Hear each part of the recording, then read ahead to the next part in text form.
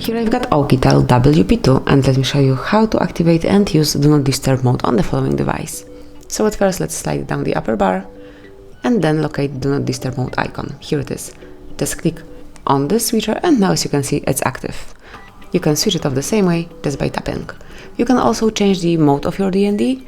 Smoothly click on Do Not Disturb mode just a bit lower, then tap here to activate it.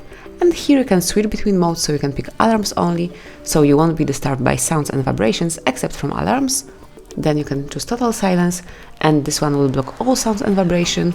And priority only, it will be everything will be muted except from the alarms and reminders that you specify. And obviously you can switch it off right here.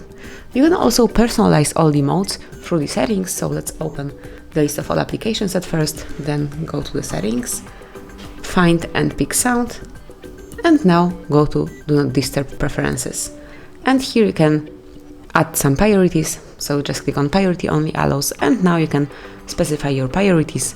These can be reminders, events, or you can switch them off. You can allow messages from contacts only, from start contacts only, or from anyone. I will allow contacts only, start contacts only to send me a message while D&D mode is on. And also you can allow some calls. Over here it's the same story as with the messages. I will allow contacts only here, and then you can activate repeat callers option. Just click here, and now if the same person calls you a second time within a 15-minute period, it will allow it. So let's go back. And then you can also select the visual disturbances, click here, and you can select if you would like to block when screen is on or block when screen is off. It's up to you. You can obviously switch off both options as well. And then you can also set some automatic rules, so click on Add More, pick if it should be event or time rule.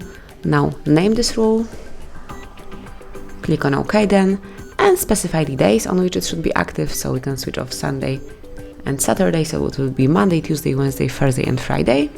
Click on Done, then pick start hour, it can be 11 p.m.